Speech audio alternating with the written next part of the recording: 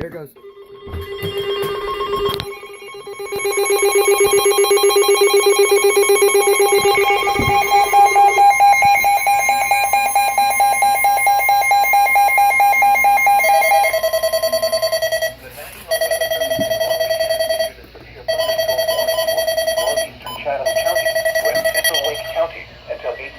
p.m.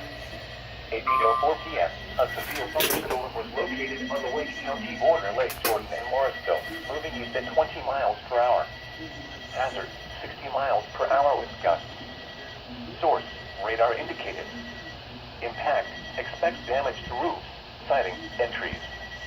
Locations impacted include Raleigh, Cary, Garner, RVU International, Apex, Holly Springs, Morrisville, Jordan Lake State Rec Area, Crosslands Boating Center, and Jordan Lake.